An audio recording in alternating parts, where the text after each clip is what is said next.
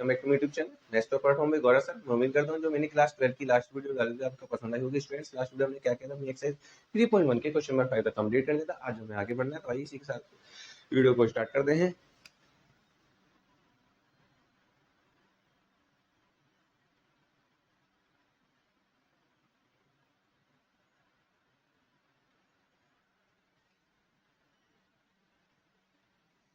Students इसमें हमें x Y और जेड की वैल्यूज निकालनी है। फर्स्ट पार्ट क्या बोलते हैं students, 4 3 x 5 equals y z 1 5। Students यदि हमारी दोनों मैट्रिसेस इक्वल है, इसका मतलब है करस्पॉन्डिंग एलिमेंट्स इक्वल नहीं होंगे, मतलब 4 इक्वल्स टू रहा होगा y के, z इक्वल्स टू रहा होगा 3 के, और x इक्वल्स टू रहा होगा 1 के। ये हमारा आंसर है स्टूडेंट्स फर्स्ट पार्ट का। चलिए सेकंड पार्ट देखते हैं।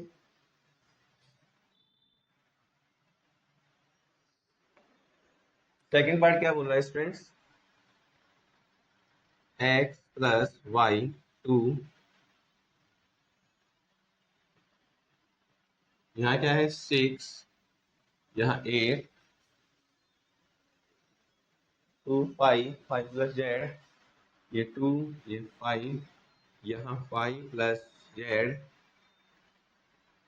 और ये एक्स वाई। तो सभी कंपेयर करेंगे तो x plus y equals to 6 आ गया, और 5 प्लस जेड इक्वल्स टू 5 आ गया, और एक्स वाई इक्वल्स टू 8 आ गया। इसकी बात करें स्टूडेंट्स का मतलब तो z इक्वल्स टू 0 है। अब इसकी और इसकी बात करते हैं स्टूडेंट्स, इसमें क्या कर सकते हैं, हमने इससे क्या किया, x की वैल्यू निकालनी, व्हाट 6 माइनस वाई,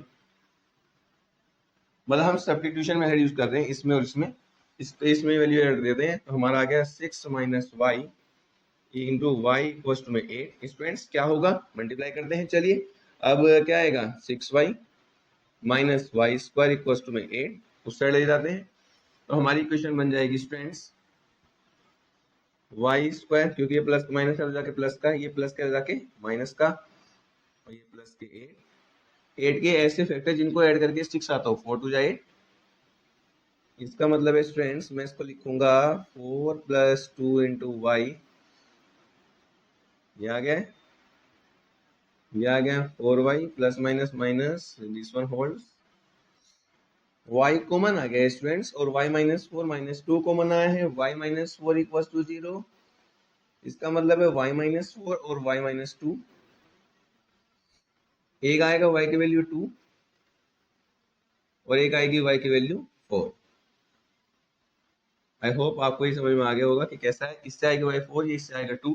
अब वैल्यूज रख लेते हैं स्टूडेंट्स। यदि हमने x की वैल्यू y 2 रखी, यहाँ पर जब हमने y की वैल्यू 2 रखी, इसका मतलब है x की वैल्यू आ जाएगी 4, और जब हम x की वैल्यू y की वैल्यू 4 रखेंगे तो x की वैल्यू आ जाएगी 2। ठीक है स्टूडेंट्स, यही इसके आंसर से। ठीक है स्टूडेंट्स, ये हमारे आंसर से। चलिए नेक्स्ट पार्ट देखते हैं।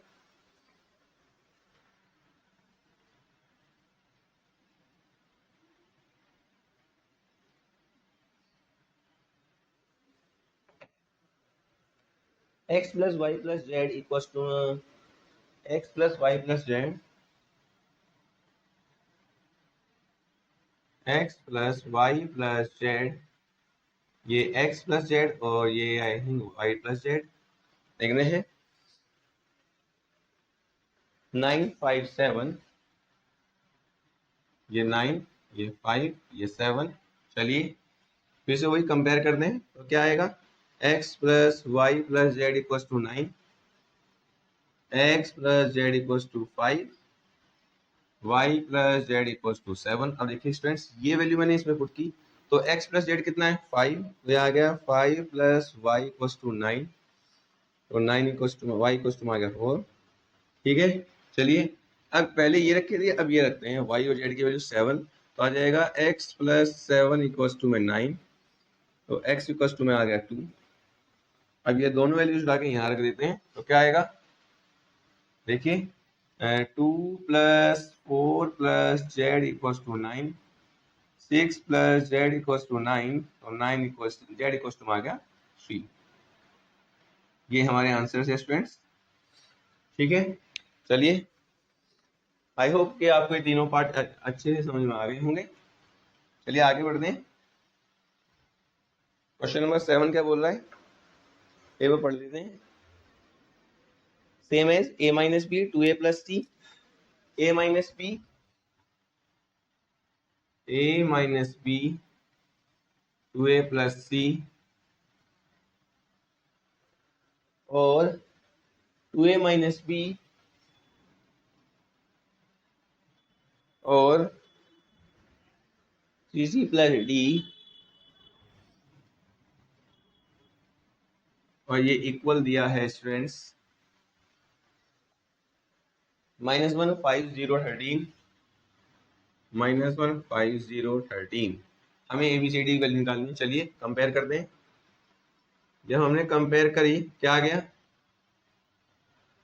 a minus b equals to -1, ये 2a minus b equals to में कितना 0, इनको एक साथ रखते हैं। 2a plus C equals to में 5 और 3c plus D equals to में 30। चलिए स्टूडेंट्स इन दोनों को सोल्व करना इजी है, ये आप भी जानते हैं। या तो मैं डायरेक्टली सोल्व कर लूँ या वैल्यू वो करूँ, साइन चेंज, ये कैंसिल हो गया। a माइनस 2a माइनस का a, ये कितना आ गया माइनस का 1, it means a equals to में 1 आ गया है। चलिए a इक्वल्स टू में 1 यहाँ रखते हैं तो आएगा 2 प्लस c इक्वल्स टू 5, इसका मतलब है c इक्वल्स टू में 3 आ गया है। c इक्वल्स टू में 3 यहाँ रखते हैं तो आएगा 3 3 जा 9 और d इक्वल्स टू में 4। अभी देखो a ये आ गया, b बचा है, इस वैल्यू को किसी इक्वेशन में पुट कर देते हैं तो आएगा 1 माइनस बी इक्वल्स -1, ये माइनस का जाके प्लस का, ये माइनस का जाके प्लस का, तो आ गया b इक्वल्स टू में 2। ठीक है स्टूडेंट्स, यही मेरा आंसर है, A1 B2 C3 और D4। चलिए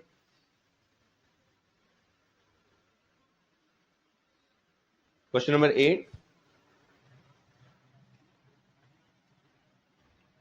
फ्रेंड्स ये वाले क्वेश्चंस काफी इजी हैं और आप इनको इजीली कर सकते हैं। क्वेश्चन नंबर 8 देखते हैं क्या है। क्वेश्चन नंबर 8 में बोला हुआ है स्टूडेंट्स, a क्वेश्चन में aij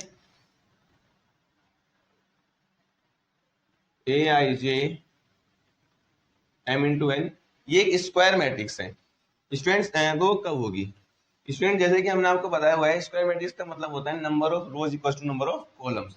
number of general rows क्या कितने हैं m और नंबर ऑफ कॉलम्स n। तो इसका मतलब है if A is a square matrix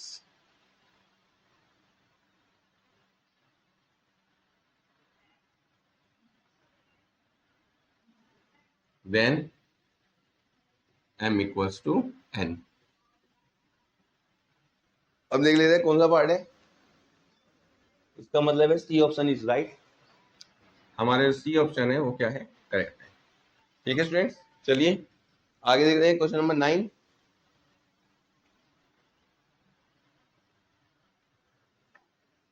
question number 9 क्या बोल रहा है, एक्स एंड वाई की वैल्यूज मतलब आपको फाइंड आउट करनी है जिससे कि ये जो मतलब जो मैट्रिक्स दी गई है इक्वल हो जाए। चलिए 3x + 7 5,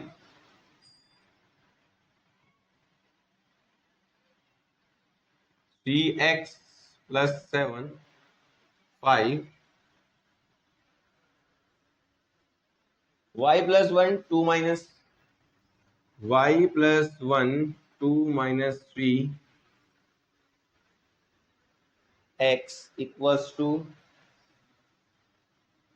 किसके हो जाए 0 y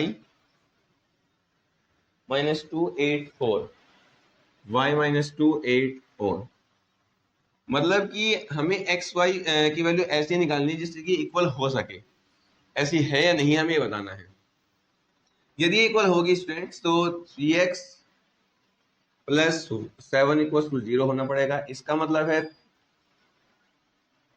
three x equal to में -7 होना पड़ेगा। इसका मतलब है x इक्वल टू में -7/3 होना पड़ेगा। एक आंसर आया। चलिए आगे बढ़ते हैं। अब इसकी बात करें, इसका मतलब होगा कि y-2 इक्वल टू में 5 होना पड़ेगा। इसका मतलब है y इक्वल टू में 7 होना पड़ेगा। चलिए इसकी बात करें, y प्लस 1 इक्वल टू में 8 होना पड़ेगा। इसका मतलब है y इक्वल टू में 7 होना पड़ेगा। चलो ये तो बात ठीक है। अभी last 2 minus 3x equal to में 4 होना पड़ेगा। इसका मतलब क्या है, ये माइनस का जाके प्लस का, ये प्लस का जाके माइनस का। तो 2 माइनस 4 इक्वल टू में 3x, इसका मतलब है 3x इक्वल टू में -2, तो x इक्वल टू में -2/3। देखिए स्टूडेंट्स, ये इसने गलती कर दी है। यदि ये मैट्रिक्स इसके इक्वल है तो इक्वल होने से जो हमें एक्स वाई की वैल्यूज मिलती है उनका कुछ अरेंजमेंट है वो इसी प्रकार होना चाहिए कि हर जगह एक्स और वैल्यू सेम रहे। देखो यहाँ एक्स की वैल्यू कितनी है, -7/3, और यहाँ एक्स की वैल्यू कितनी है, -2/3। ये दोनों क्या है, सेम नहीं है, because we have two different values for x, therefore these matrices या these matrices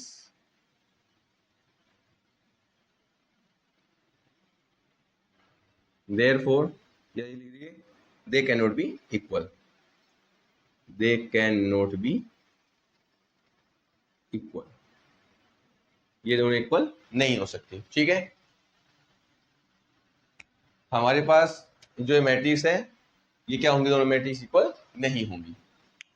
ठीक है स्टूडेंट्स, मतलब ये पॉसिबल नहीं है। आगे बढ़ते हैं। चलिए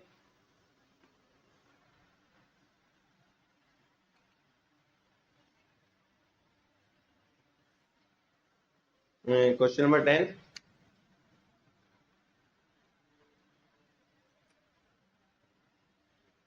चलिए स्टूडेंट्स आगे क्वेश्चन नंबर 10 क्या बोल रहा है।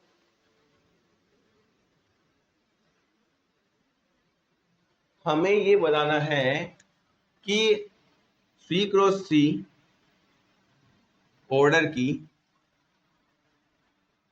हम कितनी मैट्रिसेस बना सकते हैं, हम कितनी मैट्रिसेस बना सकते हैं जिनमें जो एलिमेंट हो, जिनका जो एलिमेंट हो वो या तो 0 हो और 1। मतलब इसकी जो ईच एलिमेंट, जो मैं ईच एलिमेंट लिख सकता हूँ, जो ईच एलिमेंट है वो या तो 0 होगा या 1 होगा। स्टूडेंट्स अब ध्यान से देखिएगा स्टूडेंट्स, यदि हम बात करें students, because number of elements in a 3x3 matrix equals to 9 and total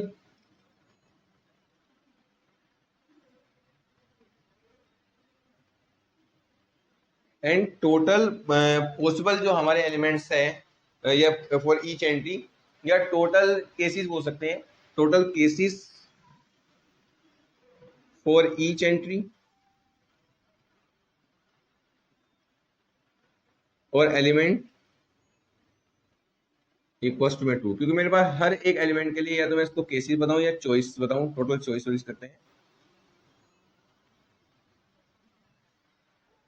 हमारे पास कुल जो चॉइस है या कुछ और word, total number of cases, cases अच्छा वर्ड है,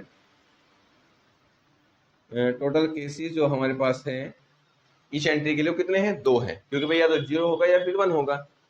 अब तो हमारे पास एलिमेंट है कितने, 9, देयरफॉर टोटल क्या बताना है हमें,